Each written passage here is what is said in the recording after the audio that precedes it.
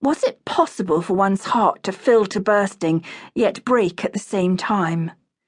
In her arms cooed Morgan Daniel Charles Crispin Farnsworth, Marquis of Gordonshire and heir to the Liebrook dukedom. Morgan's mother was Sophie's cousin, Lily Jameson Farnsworth, the Duchess of Liebrook. The tiny Marquis was beautiful, with his mother's dark hair and blue eyes that had begun to turn an exotic emerald green, just like his father's. His little fist clasped Sophie's pinky finger, and her womb skipped a beat. Such a splendid feeling holding a baby. Holding one's own baby would be even sweeter, but that would probably never be. Sophie's sister, Lady Alexandra Xavier, was large with a child of her own, and Lily's other cousin, Rose Jameson Price Adams, held her infant daughter, Lady Joy Lily Price Adams, who had bright blue eyes and the coal-black hair of her father, Cameron Price Adams, the Earl of Thornton, and heir to the Marquis of Denbigh. Alexandra's baby was sure to be just as fair as her cousin's. Ally's chestnut hair and golden brown eyes, combined with her husband's wheat blonde hair and warm brown eyes, would surely produce a handsome or beautiful young nephew or niece for Sophie. Alas, a baby was not in Sophie's future. The only man who had paid her any attention in the last several years was Lord Marshal Van Arden, and even he had never formally courted her. After several months of visits, during which she'd allowed no liberties at all, Van Arden had broken off their friendship and married a commoner. "Goodness gracious, Lily," Ally was saying. "The poor child will grow ill from all those names." Lily smiled, her brown eyes shining. "We didn't want to leave anyone out. This is the future Duke, after all. In fact, I suggested 5 names, adding Thomas." "I'm sure our brother will understand why you didn't include him in the mix," Rose said, cuddling baby Joy. "Yes, he did," Lily replied.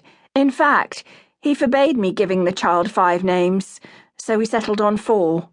She let out a chuckle. "I do hope you all know how lucky you are," Sophie said serenely. "Of course, Sophie," Rose said. "We are all thrilled. But why so glum?" "It's just that none of this will ever happen for me, I'm afraid." Sophie snuggled baby Morgan just a little closer to her. The baby had fallen asleep and resembled a cherub in her arms.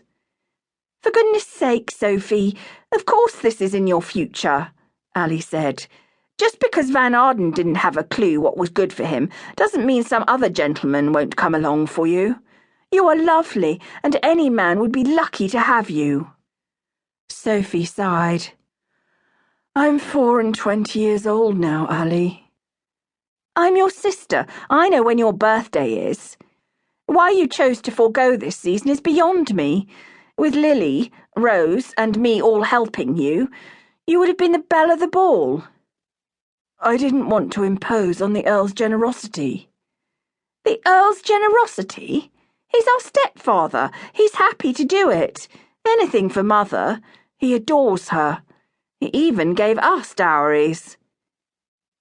"Yes," Sophie said, "which you didn't need since you married his son." "All the more reason for you to let him spend his money on you. He could have given you a lavish season, and you would have had so much fun.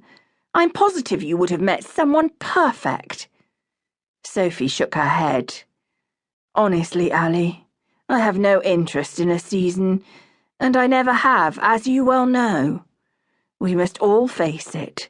I am an old maid, the oldest of the 4 of us and the last left.